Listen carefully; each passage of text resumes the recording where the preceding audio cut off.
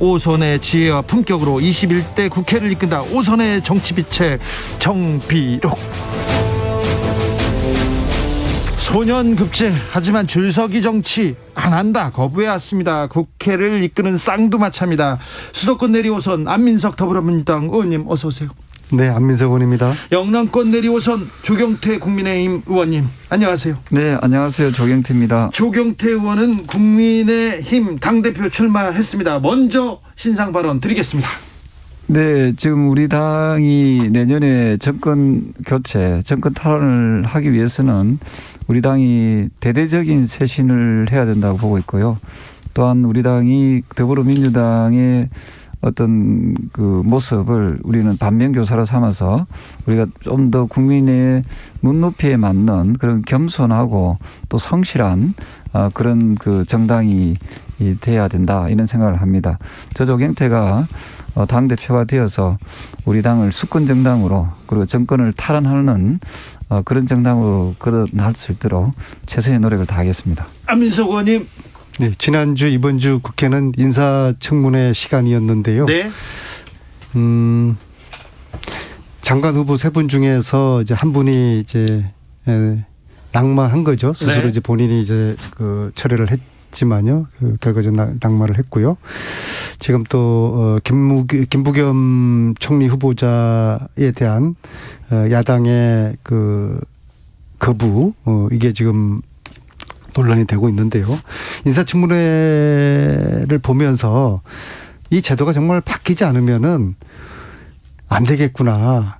뭐 장관을 성직자를 뽑는 게 아니지 않습니까? 그 직무 수행을 장관 직무 수행을 잘할 수 있는지 또 장관 직무를 잘 이해하고 있는지 또 갈등 조정 능력은 있는지 그러한 것들에 대한 검증이 주로 이루어져야 되는데 물론 도덕적으로 아주 문제가 심각하거나 상식적으로 이해가 안 되는 그런 수준 이하의 사람은 걸러야 되겠죠. 근데 그거는 이미 청와대 인사검증 7가지 원칙에서 1차적으로 걸러지는 거거든요. 청문회에서 신상 틀기 식의 망신 주기 식의 이것만 집중해가지고 정책 관련된 비전과 질의는 온데간데 없는 이런 식의 청문회는 정말 안 되겠다. 그래서 청문회 제도가 미국처럼 개인의 신상에 관련된 그런 부분은 비공개로 하고 정책 질의 위주의 청문회를 공개적으로 하는 청문회 제도가 바뀌어야 된다는 그러한 생각을 절감하게 되었습니다. 오선 의원님이어서 역시 그냥 정책적으로 큰 틀을 바꾸자 이렇게 얘기하는데요. 7925님, 우와 오선 의원님들 두 분 초선 때는 어떻게 하셨어요? 얘기합니다. 지금 초선 의원들이 당대표 출마를 하면서 초선 의원들이 홍준표, 그다음 황교안 이렇게 막 때리면서 언론 보도를 이렇게 또 집중시키고 이렇게 존재감을 키웁니다. 조경태 의원님 그런 거 어떻게 보셨어요? 글쎄요, 저는 초선이 아니고 무선도 출마 좀 준비하고 있고, 네. 다 넣을 수 있다, 이렇게 보고 있고요. 네. 어쨌든 그런 선택의 핵심은 당원들, 책임 당원들과 이제 국민들이 과연 어떤 후보를 뽑는 것이 현명할 것인지, 그래서 아마 당원들의 선택이 아마 걸렸다. 근데 당원들의 선택이 중요한데 초선 의원들이 막 홍준표 의원 그리고 네. 황교안 전 대표를 막 이렇게 비판하거나 공격하면 왜 비판하는 이유를 난 잘 모르겠어요. 그럼 기사 써주잖아요. 기사를 써주니까. 그리고 이렇게 사람들이 기사에 나오면 이렇게 그게 또 여론조사에도 영향을 미치니까 조경태 의원님 네. 좀 이렇게 좀 일종의 노이즈 마케팅이잖아요. 그렇죠. 그 노이즈 마케팅은 우리 정치에서는 좀 자제해야 될 그런 부분이 좀 없잖아 있습니다. 사실은 방금 안민석 의원도 말씀하셨다시피 어떤 그 선거에서는 좀 페어플레이 정신을 좀 살려서 자신들이 왜 대표가 돼야 되는지에 대한 좀 당위성을 좀 주장하고 그렇죠. 또 자기들이 하고자 하는 그 정책들이 있을 겁니다. 네. 내가 대표가 되면 무엇을 해서 바꾸겠다.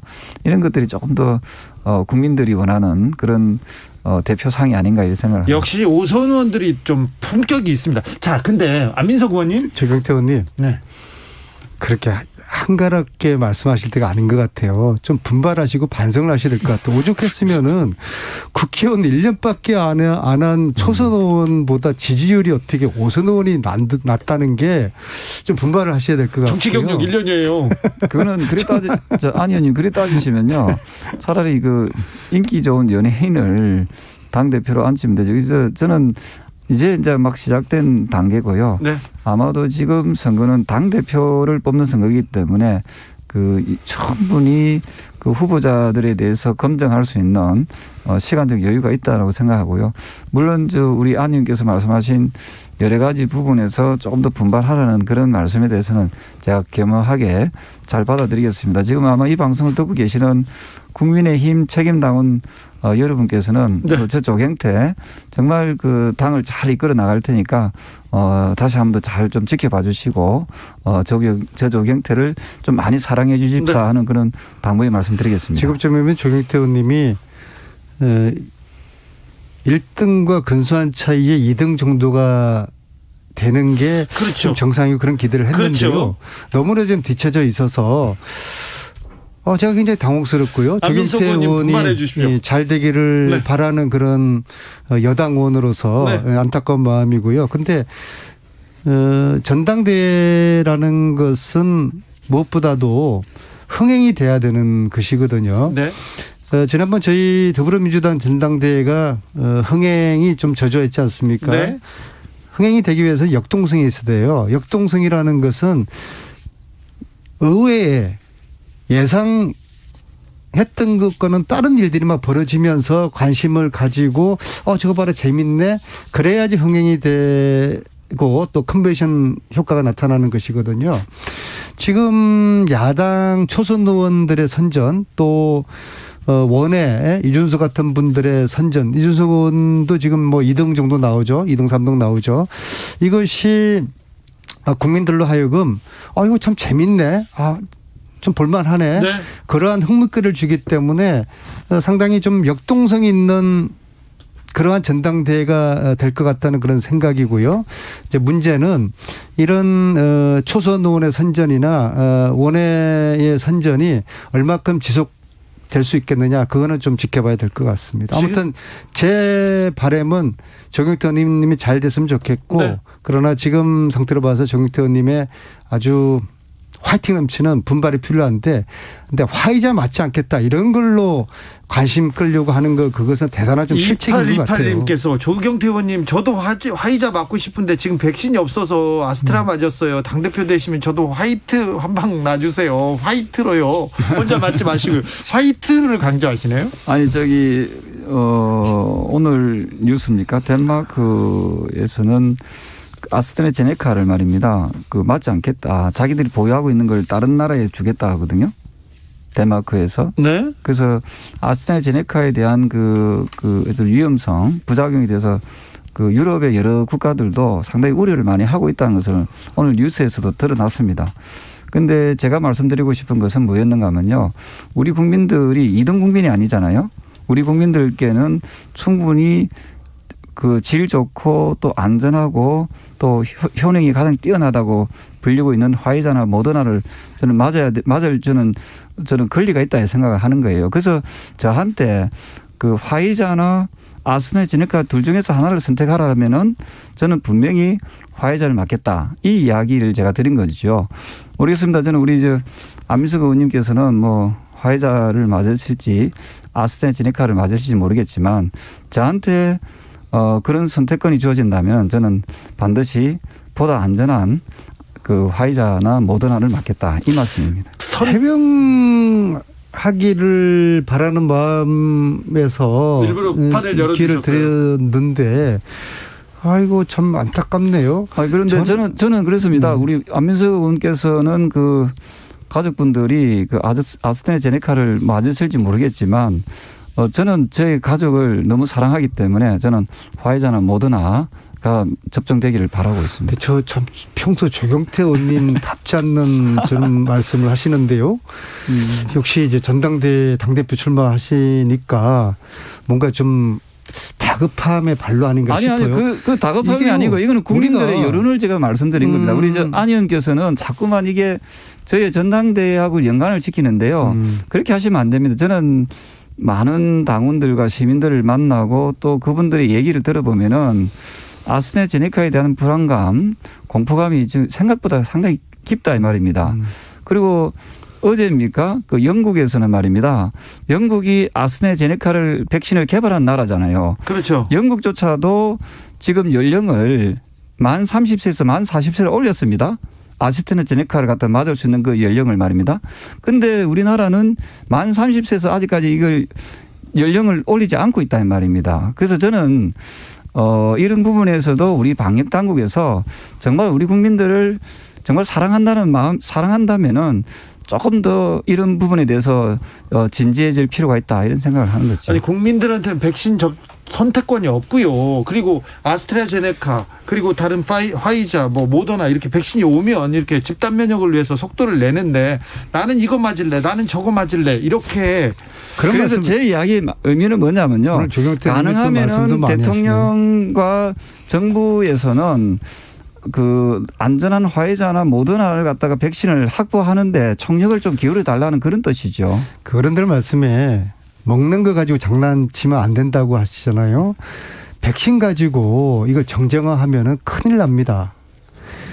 조경태원 이야기 틀리고 또 뭐 다른 정치인 이야기 틀리고 아저씨 이야기 틀리고 아줌마 기대 틀리고 이런 이야기들이 특히 여론을 주도하는 분들이 무책임하게 백신에 대한 이야기를 이렇게 해버리면은 국민들이 굉장히 혼란스럽습니다. 어쩌면 국민의당에서는 백신을 가지고 더 국민들을 좀 혼란을 부추기려는 의도가 있지 않는가. 그리고 오히려 가을에 집단 면역 체제가 안 되기를 바라지 않나. 그러한 그 의구심을 줄 수도 있어요. 국민의당 아니고 국민의힘이고요. 8672님께서 아, 아스트라제네카 맞히면 가족 사랑하지 않는 건가요? 대통령 자기를 사랑하지 않아서 아스트라 맞았습니까? 자, 글쎄요. 저는 개인적으로 이게 가족을 사랑한다 안 사랑한다는 개념보다는요. 좀 더 우리 국민들은 안전한 백신을 맞게 해야 된다. 예. 그런 취지로 받아줬으면 좋겠고요. 정부 당국에서도 좀 최선을 다해서 이 아스트라제네카를 왜 노르웨이나 또 유럽의 국가들이 이 접종을 기피하고 있는지 중단하고 있는지에 대해서 우리 방역 당국이 이 부분에 대해서 국민들한테 알 권리를 좀 제공해야 된다는 입장이거든요. 그리고 미국에서도 제가 최근에 들어온 정보에 의하면은 미국은 화이자나 모더나를 거의 100% 다 그렇게 맞고 있답니다. 미국에도 아스트라제네카가 있음에도 불구하고 화이자나 모더나를 접종하고 있는 그 이유에 대해서 저는 이 정부가 조금 더 진지하게 그리고 국민들에게 알 권리를 좀 제공해 줄 필요가 있다는 이야기를 드리고 싶습니다. 해명이 길면요 또 다른 논란은 났습니다.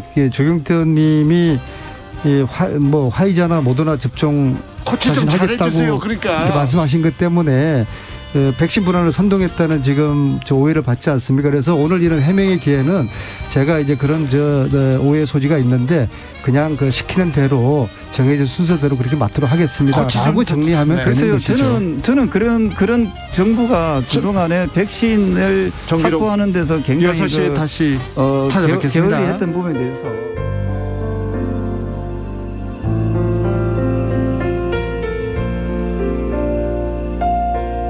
KBS 라디오 연중기획 희망충전 대한민국 429번째 이야기. 안녕하세요. 아나운서 이현주입니다. 지적장애 2급인 11살 정남이는 코로나19로 원격 수업을 하게 되면서 집에 있는 시간이 늘었습니다. 그럴수록 또 늘어난 건 혼자서 정남이를 키우고 있는 엄마의 한숨입니다. 배달 업무를 했던 엄마는 정남이를 돌보기 위해 일을 그만둘 수밖에 없었습니다. 돈을 벌 수 없는 엄마는 눈앞에 닥친 생계 문제와 정남이의 호르몬 치료비가 걱정입니다. 또래보다 작고 느리지만 누구보다 속이 깊은 정남이는 엄마의 고단함을 눈치채고 따뜻하게 엄마를 안아줍니다. 엄마와 정남이가 이대로 무너지지 않고 희망을 마주할 수 있도록 여러분이 힘이 되어 주세요. 코로나19 시대 어린이의 꿈은 지켜져야 합니다. 더 나은 삶, 어린이가 안전한 대한민국을 꿈꾸는 KBS가 정남이의 사연을 대신 전달합니다. 여러분의 따뜻한 손길이 희망의 빛이 됩니다. ARS 060-700-1580 060-700-1580 한 통화 3,000원으로 희망을 선물해 주세요. KBS 라디오 연중기획 희망충전 대한민국은 초록우산 어린이재단, 인탑스 주식회사 그리고 청취자 여러분과 함께합니다. ARS 060-700-1580 한 통화 3,000원입니다.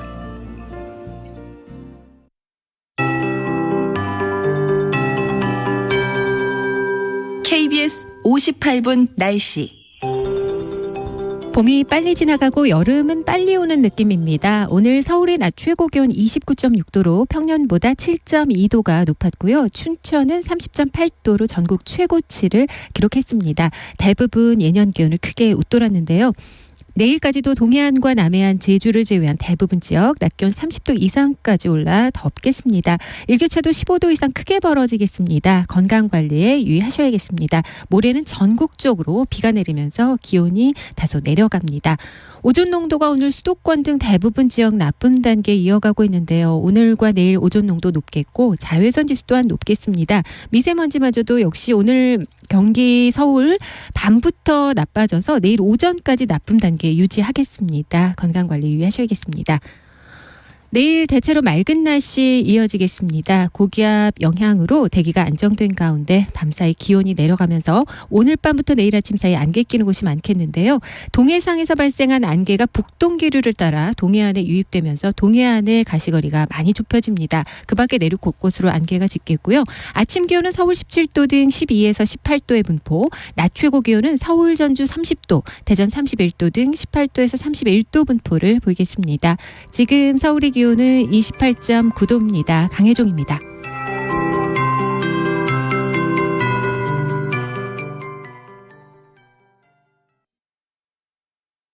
정성을 다하는 국민의 방송 KBS가 6시를 알려드립니다.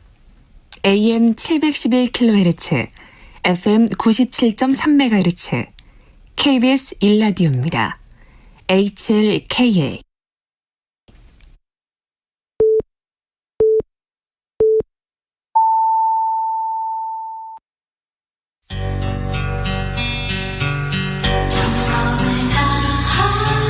정성을 다하는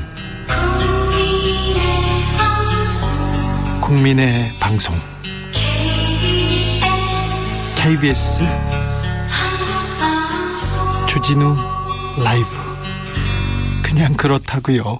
주진우 라이브 함께하고 계십니다. 정비록은 잠시 후 라디오 정보센터 다녀와서 이어가겠습니다. 정한나 씨. 박병석 국회의장이 오늘 저녁 7시 본회의를 열어 김부겸 국무총리 후보자 임명 동의안을 부의하겠다고 밝혔습니다. 더불어민주당 부동산특별위원회가 재산세와 종합부동산세, 대출규제 완화 등 부동산 정책 전반을 논의 테이블에 올려놓고 검토에 들어갔습니다. 박범계 법무부 장관은 수원지검이 이성윤 서울중앙지검장을 서울중앙지법에 기소한 것과 관련해 관할을 맞추기 위한 억지 춘향이라고 비판했습니다. 김학의 전 법무부 차관 불법 출국 금지 수사에 외압을 행사한 혐의로 재판에 넘겨진 이성윤 서울중앙지검장이 관련 사건을 스스로 회피하기로 했습니다. 스승의 날을 앞두고 교사들이 코로나19 상황에서 학급당 학생 수 감축과 행정 업무 축소 등 근무 여건을 개선해야 한다고 촉구했습니다. 일본을 방문한 박지원 국가정보원장이 스가 요시히데 일본 총리를 만나 한일 관계 정상화 의지가 담긴 문재인 대통령의 메시지를 전달한 것으로 전해졌습니다. 지금까지 정보센터 뉴스였습니다.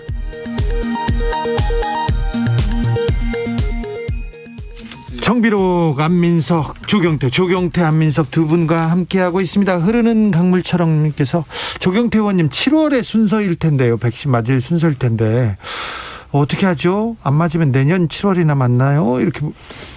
아마도 백신은 맞고 안 맞고는 개인의 자유 의지가 있습니다. 네. 안 맞게 되면 아마 뒤로 후순위로 밀린다고 들었거든요. 의원님 어떻게 하실 거예요? 저는 아스트라제네카 같은 경우는 좀 신중하게 좀 고민을 좀 할 것 같습니다. 안 맞으시려고요? 만약에 아스트라제네카가 온다면은 제 순서가 온다면 저는 고민을 좀 하겠습니다. 네. 정말 저 발언은 정말 굉장히 걱정되고 위험한 발언인데요. 조경태 의원님은 대한민국이 그래도 정치 지도자고 네. 야당의 최다선 의원이신데 네, 지금 국민의힘을 이끌으셔야 돼요. 그러면 그 제네카 맞는 국민들은 얼마나 불안하겠습니까? 아니 제가 그 말씀은 정말 위험한 말씀이세요. 예, 걱정이 되네요. 좀 다시 제가 번복할 해명할 좀 기회를 드릴게요. 다시 네. 말씀을 좀 차분하게 정리해서 말씀해 보세요. 네, 제가 차분하게 말씀드리면요. 저는 화이자나 모더나 백신이 들어오면은 맞을 마음의 자세가 되어 있고요.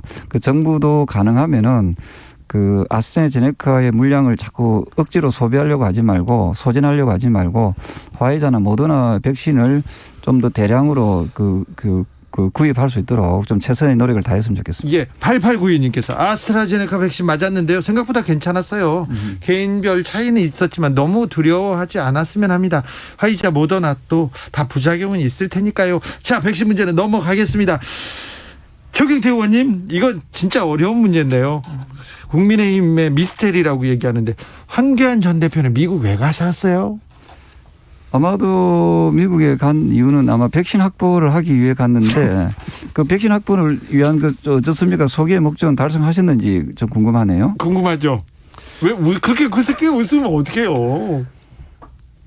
그분이 백신 전문가도 아니고 또 국가의 어떤 책임 있는 위치에 있는 분도 아니고 책임에 있는 위치에 계셨었죠. 그분이 백신을 구하러 미국을 갔다는 자체가 저는 제 눈과 귀를 의심을 했습니다. 그다음에 구에서 야당이 지자체장으로 있는 서울, 부산, 제주에 구해주겠다. 그 단체장들하고 혹시 입을 맞춘 건 아닐 거라고 봅니다. 그런 발상 자체가 상상을 초월하는 이제 발상입니다. 그 부분은 지금이라도 더 이상 사고 치지 마시고 빨리 귀국을 하셨으면 좋겠습니다. 그 부분은 조금 그렇죠. 저는 어쨌든 우리가 백신을 확보하자는 부분에 대해서는 말입니다. 네. 그는 민간적 차원에서도 다 포함해서 예. 저는 총력을 기울여야 된다는 그런 입장이거든요. 조경태 의원님은 또 다 존중해 주시잖아요. 또 이렇게. 그래서 진정으로 그런 의사가 있다 그러면은 오른손이 하는 일을 왼손이 모르게 하라고요. 정말 자기가 구할 수 있는 루트가 있고 성과를 낼 수 있는 자신이 있다 그러면은 그 확보하기 전까지는 이런 이야기를 하면서 자기 백신 정치하는 이건 안 되는. 그리고 다른 분이 아니라 이분은 총리까지 하신 분이잖아요. 총리까지 대통령 권한대행도 하셨어요.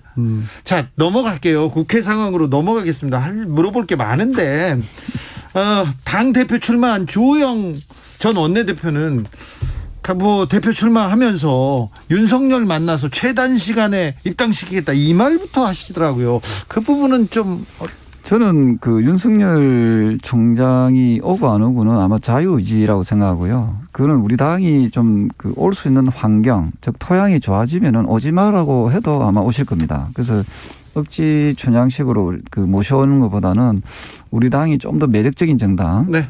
진정으로 국민들로부터 지금보다도 훨씬 더 지지를 많이 받는 그런 정당이 된다면은 아마 좋은 토양이 형성되면 좋은 훌륭한 분들도 많이 오지 않을까 이런 생각을 합니다. 조경태의 자강론. 네. 제가 볼 때는 윤석열 전 총장의 입장에서 그분의 앞으로 행보를 좀 예측한다 그러면은 네.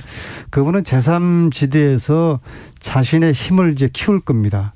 세력을 키우면서 계속 뜸을 들일 거예요. 네. 그리고 국민의힘에서 후보가 정해지면 그 후보하고 결선을 붙자는 그런 시나리오를 가지고 있을 것이고요. 이게 첫 번째 시나리오고요. 네. 두 번째는 또 안철수라는 변수가 있지 않습니까? 예. 안철수도 국민의당이 국민의힘하고 합당하지 않는다고 하면은 국민의힘 후보하고 안철수하고 윤석열 3자가 리그를 통해 가지고 후보가 되는 그런 것들을 윤석열 전 총장이 그럴 수가 있을 것 같아요. 결론적으로 윤석열 전 총장은 국민의힘에 들어가지 않을 것이다. 그럼에도 불구하고 국민의힘에서 윤석열 전 총장에게 이렇게 매달리고 구애하는 모습은 참으로 보기 딱하다. 그렇게 말씀드리겠습니다. 아니, 예, 저는 안민석 의원의 어떤 그런 그 주장 또는 분석이 좀 어느 정도 설득력이 있다고 생각하거든요. 네. 왜냐하면은 4.7 보궐선거에서 서울시장 후보 경선 과정을 보면은 굳이 합당을 안 하더라도 후보 단일화를 통해서 네. 서울시장 선거를 우리가 승리해내지 않았습니까? 네, 시너지를 냈죠. 그렇습니다. 마찬가지로 아마도 그렇게 본다면은 굳이 물론 제일 좋은 시나리오는 서로 다 들어와서 합당하는 것이 가장 좋은 시나리오입니다만은 이게 인위적으로 하다 보면 이게 파열음이 생길 수밖에 없거든요. 네. 따라서 저는 각자들이 좀 영역을 좀 확보하고 좀 키워 나감으로써 저는 그 경쟁력을 좀 더 키우고 나중에 어떤 시기든 후보 단일화하는 그런 과정들을 거치는 것도 하나의 방법이다 이런 생각을 합니다. 저는 윤석열 전 총장이 대권 출마하는 다음 날 주진우 기자가 대권 출마해야 된다고 봅니다. 제가 왜요? 왜냐하면 윤석열 전 총장의 지금 가치는 살아있는 권력과 싸워서 이 가치가 올라간 거거든요. 윤석열에 비하면 주진우 기자는 자, 그만하시고요. 싸움에서 탄압도 받았고 고소고발도 자, 받았고 재판도 자, 받았는데요. 안민석 의원님. 이것이 제가 마무리할게요. 자, 살아있는 권력과 싸웠다고 해서 대권 출마하고 대통령이 된다. 다 이것은 문제가 아니죠. 그럴 수가 있어요. 자, 그래서 그러면 안 윤석열 되죠. 전 총장이 벼락치기 공부를 막 하고 있어요. 대통령이라는 게 한 나라의 원수라는 게 지금 윤석열 저 총장처럼 책상 위에서 노동 공부하고 경제 공부하고 벼락치기 공부해서 준비가 될 수 있는 게 아니죠. 오히려 주진우 기자 같은 경우는 아니 왜 그러세요? 자, 주진우 라이브를 통해 가지고 경제, 국방, 외교, 문화, 복지 다방면에 지금 대권 수업을 하고 자, 있다고 봐야 되는 거죠. 옐로 카드 경고입니다. 윤석열보다는 주진우가 더 경쟁력이 있다 저는 봅니다. 조경태 의원님. 자, 정치가 네. 이게 공부로 되는 건 아니죠. 네, 그렇죠. 어떤 그 경험이 중요하고요. 다만 저는 윤석열 전 총장은 우리 대한민국의 훌륭한 정치적 자산이면 틀림이 없습니다. 그리고 누구든 대선 후보로 출마할 수 있습니다. 그런 부분에 대해서 우리가 누구는 된다 안 된다라고 우리가 예단하는 것은 상당히 좀 위험한 발언이다. 아무나 거죠. 하면 안 돼요. 누구든 하면 안 됩니다. 아니 그래서 그 피선거권은 누구한테 다 자격 요건이 주어지기 네. 때문에 저는 윤석열 총장이든 감사원장을 하고 있는 그 최재형 감사원장이든 네. 이 범여권 인사들조차도 만약에 그 우리 당에 또는 정권 창출에 도움이 된다면은 저는 대통합의 정신으로 함께 그 갔으면 좋겠다는 생각을 합니다. 자, 주진우도 그런데- 있고 김어준도 있네요. 자, 살아있는 권력과 계속 싸워왔고. 김어준이 어떻게 말도 안 되는 소리를 얼마나 하세요. 준비가 많이 돼 있습니까? 이건 말도 안 됩니다. 그럼 이 벼락치기 옐로 카드. 공부는 하지 않았잖아요. 옐로 카드입니다. 제가 말씀드리는 것은 제가 말씀드릴게요. 의원님. 지금 국민의힘 얘기를 이렇게 계속하고 있는데 사실은 민주당이 유능한 모습을 보여야 됩니다. 매력적인 모습을 보이고 20, 30대한테도 우리가 너희들한테 비전을 던져주면서 우리가 다 나라를 이렇게 갈 것 같다. 그 점을 보여줘야 됩니다. 민주당이 잘해야 됩니다. 안민석 의원님이 특별히 더 잘해 주셔야 됩니다. 그죠? 어떤 문제부터 차근차근 풀어나가실 겁니다. 기본적으로 우리가 촛불 정신으로 돌아가야 되는 네. 것이죠. 기대가 크면 실망도 크다고. 네. 아직도 기대하고 있습니다. 초창기에 85% 문재인 정부 대통령에 대해서 그 지지를 몰아줬는데 네. 그때 정광석화처럼 개혁 아젠다를 실천을 했어야 되는 것이죠. 네. 그렇지 못한 게 참으로 한스럽고요. 그래서 그 결과 당시 압도적으로 지지를 보냈던 젊은 층들이 네. 지금 떠나간 거 아니겠습니까? 이 젊은 층들의 마음을 어떻게 다시 돌아오게 할 것인가. 그다음에 두 번째로 중도층. 지금 여론조사 계속 보면은 그다음에 지난 보궐선거 결과 보면은 중도층이 민주당을 다 떠났어요. 이탈했어요. 확실해요, 그거는. 그렇죠. 그래서 네. 중도층의 마음을 어떻게 붙잡을 것인가. 그것이고요. 그래서 지금 송영길 대표 체제 하에서 이제 보궐선거 패배 원인 분석도 됐고요. 그래서 앞으로 이제 개혁 아젠다가 나왔습니다. 부동산 문제도 해결해야 되고 2030 정책도 내놔야 되는 것인데 빨리 이 송영길 지도 체제가 정확하게 개혁의 아젠다를 설정을 하고 그 아젠다를 국회 우리 의원들과 당원들과 국민들하고 공유를 한 다음에 이것만은 하겠습니다 했을 때 너무 욕심도 부리지 말고요. 네. 그리고 하겠다고 하는 것은 아주 신속하게 성과를 내면서 더불어민주당이 이제 정신 차렸구나. 네. 세게 매를 맞더니 이제 좀 더 이제 잘 하네. 한번 좀 기대를 다시 한번 해봐. 이것을 앞으로 한 달 내에는 보여줘야 된다고 봅니다. 민주당이 부동산 특위를 출범했습니다. 부동산도 좀 잘 잡고 손실보상법도 처리하고 그래서 일 좀 한다 이런 걸 보여줘야죠. 특히 손실보상법에 대해 가지고는 저희 민주당 같은 경우는 민병덕 의원님이 한 5번 정도의 전문가들하고 현장에 계신 분들하고 토론회를 해서 대안을 다 이제 만들어 놨습니다. 네. 그래서 저희들은 이제 하고자 하는 입장이고요. 야당도 그런 입장으로 알고 있어요. 왜냐하면 이제 자꾸 무너져가는 자영업자들 보호해야 되지 않겠습니까? 이 정부가 지금 동의하지 않고 있는데 정부가 동의하지 않아요? 네, 그 재원 마련 때문에 네. 그래서 이것은 여야가 함께 정부를 설득을 해서 손실보상 이 법안을 하루속히 통과시켰으면 좋겠습니다. 지피지기 우리 조경태스 형 민주당한테 그리고 정부와 여당한테도 좀 조언을 좀 부탁드리겠습니다. 그래서 저는 이번에 그 총리와 장관을 임명하려고 하는 그 시도의 그 면면을 보면서 굉장히 실망을 했습니다. 특히 국무총리 같은 경우에는 사실은 지금 말씀 주신 대로 코로나로 인해서 여러 가지 경제 상황이 어렵고 또 국민들의 삶이 좀 지쳐가고 있는 이런 상황에서 굳이 정치인 출신의 총리를 갖다가 내정할 이유가 있었느냐 이 말입니다. 저는 이번에 총리 후보감은 사실 경제를 좀 잘 알고 경제를 살릴 수 있는 경제에 좀 뭔가 좀 뭔가 밝은 경제 이론이나 경제 실물 경제에 밝은 그런 총리 후보가 이번에 총리가 됐으면 하는 그런 아쉬움이 너무도 많습니다. 아마도 문재인 정권은 내년 대선을 또 앞두고 하는 그런 약간 정치적 계산에 의해서 저는 총리를 이번에 임명을 하지 않았나 이런 생각을 합니다. 이런 점에서 저는 이번에 그 인사청문회를 통해서 좀 보면서 상당히 좀 씁쓸했던 것이 총리를 저런 식으로 정치인 출신을 갖다가 마지막 총리지 않습니까? 정치인 출신 정치적 계산이라뇨. 그래서 저는 그 내년 대선을 앞두고 TK 출신을 저는 총리로 내정을 했다 이렇게 보고 있거든요. 저는 그런 계산보다는